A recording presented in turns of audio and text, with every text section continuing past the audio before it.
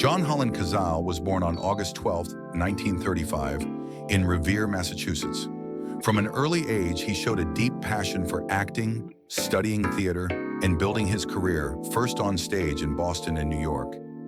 Before he ever appeared in a film, Cazale was already respected in the theater world, earning recognition and being noticed for an ability that's rare in any era.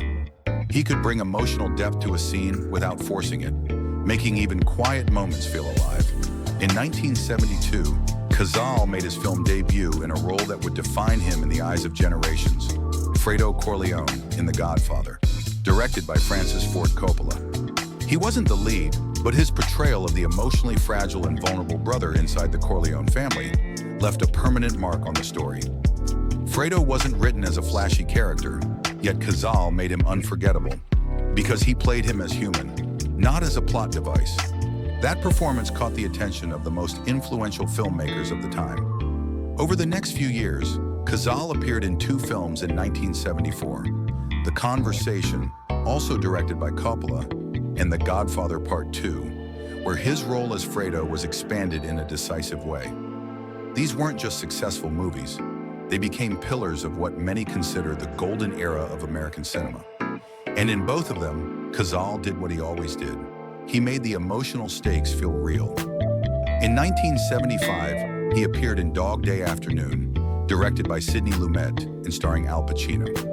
Cazale played Sal, a bank robbery partner whose vulnerability and nervousness add a deeply human layer to the story, one that turns the film into more than a crime drama. It becomes a character study under extreme pressure. The fact that Pacino worked with Cazale again and again says a lot. In an industry full of talent, Cazale was the kind of actor other great actors wanted beside them. Cazale's final film role was in The Deer Hunter, released in 1978 and directed by Michael Cimino. During production, he was facing a personal battle with cancer. Even as his health declined, he chose to keep working, and the production schedule was reorganized so his scenes could be filmed as early as possible. His partner at the time, actress Meryl Streep, supported him throughout that period, staying close as he fought to complete the work.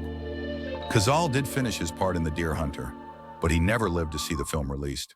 He died on March 13, 1978 in New York City at the age of 42. His death brought an abrupt end to a film career that was short in years, but immense in impact. And here's the fact that still feels almost unbelievable.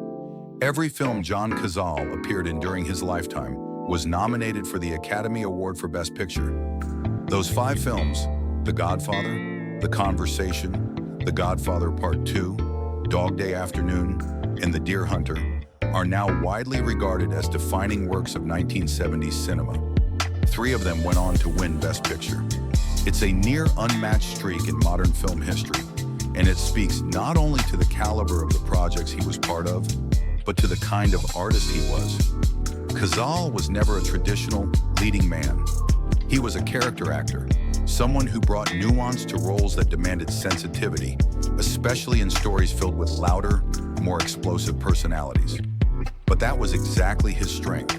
He could convey vulnerability, fear, need, insecurity, and quiet pain in a way that felt completely real. And that realism is why his performances still stand out, even when he's sharing the frame with legends. After his death, his legacy didn't fade, it grew. Critics, filmmakers, and audiences revisited his work not only because of Fredo, but because in every film he touched, he added something human that couldn't be replaced. His filmography is often cited as proof that quality can outweigh quantity, sometimes by a lot. Cazale may not have lived a long life, but the body of work he left behind, 5 extraordinary films in a row, remains an astonishing testament to his contribution to cinema.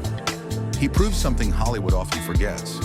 An actor's value isn't measured by how many films they make, but by how deeply they shape the films they're in, and how long that impact lasts. If you enjoyed this kind of quietly powerful story, subscribe for more.